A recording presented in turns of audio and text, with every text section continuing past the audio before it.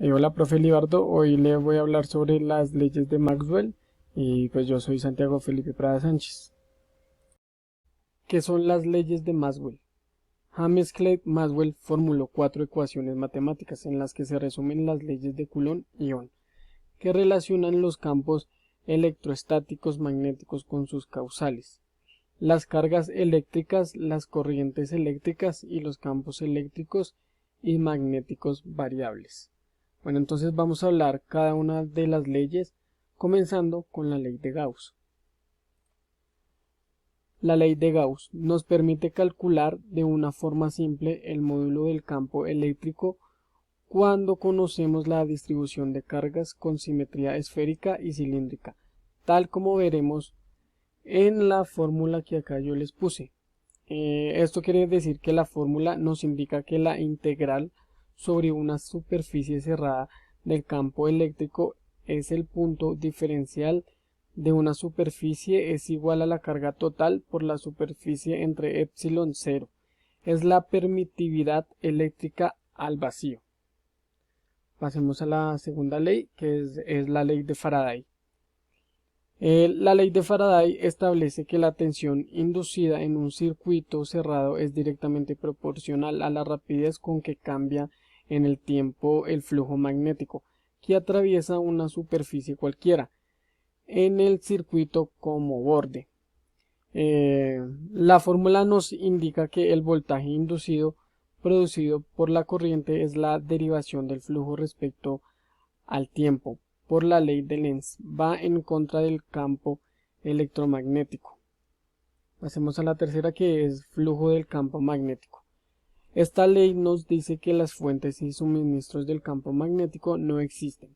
Esto quiere decir que no hayan objetos que crean campos magnéticos, ya que el campo debe cerrarse a sí mismo. Por ejemplo, si tenemos dos imanes y los partimos en dos monopolos, el campo se cierra en la zona que se ha cortado. Según la fórmula nos indica que el flujo del campo magnético por el espacio debe ser igual a 0. Y por último, la ley de Ampère nos permite calcular los campos electromagnéticos generados en los alrededores de distribuciones de corriente, que pueden ser uniformes o variables. Explica que la circulación de la intensidad del campo magnético en un contorno cerrado es proporcional a la corriente que recorre en su entorno. El campo magnético es un campo angular con forma circular cuyas líneas encierran la corriente. La dirección del campo en un punto es tangencial al circuito que se encierra sobre la corriente que maneja.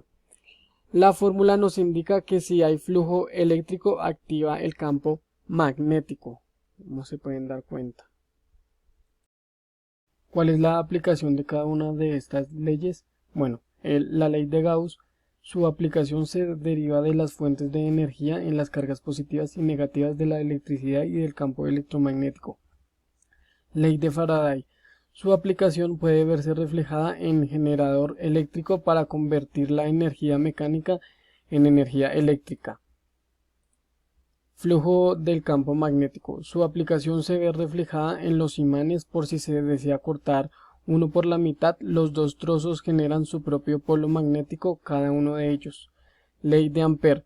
Su aplicabilidad se puede demostrar generando imanes artificiales. Basta con hacer pasar una corriente eléctrica por una bobina y se obtiene un campo magnético. Vamos al desarrollo de ejercicios comenzando con la ley de Gauss. Este ejercicio nos dice: considere las dos situaciones de la figura. El flujo que atraviesa la esfera es el mismo en ambas situaciones. El campo eléctrico en el mismo punto P es el mismo en ambas situaciones. Razones las respuestas. Bueno, como se sabe, acá tenemos varios microcoulombs en el punto P.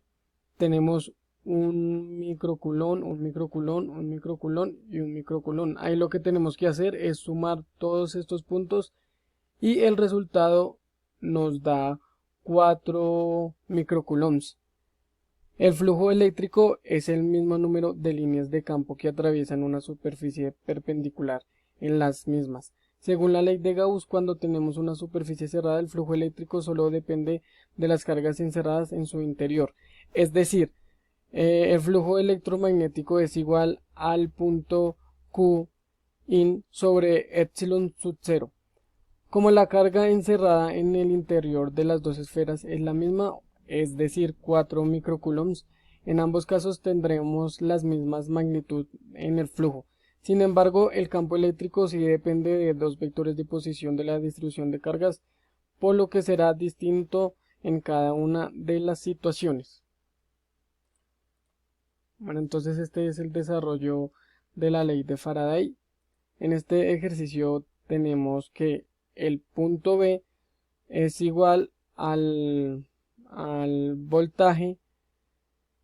Entonces, ¿qué sentido tiene la corriente inducida al desplazarse el conductor PQ hacia la derecha sin perder el contacto en sus guías, con una velocidad de 1,5 metros por S sobre menos 1?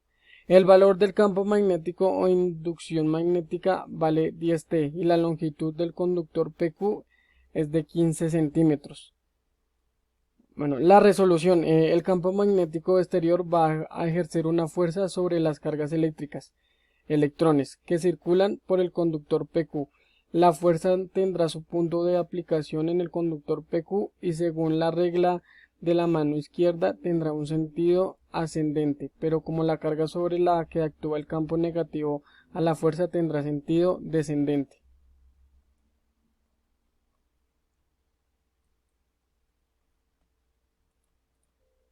Y por último vamos a ver la ley de Ampère, que nos dice: se tiene un conductor rectilíneo colocado perpendicularmente al plano del papel, transportado una corriente de 5 amperios. Calcular el campo magnético sobre una recta en un punto situado a 3 centímetros del conductor.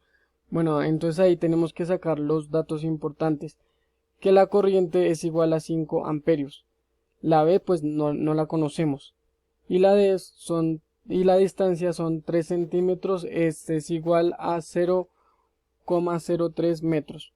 Usando la ecuación tenemos que B es igual a 1 microfaradio sobre 2 microfaradios de D. Nos queda así: B es igual a 4 pi por 10 menos 7, W es igual a amperio por metros por 5 amperios es igual, sobre 2 pi, paréntesis de 3 por 10 a la menos 2 metros. Esto nos da un valor de 10 por 10 menos 5 W sobre metros cuadrados.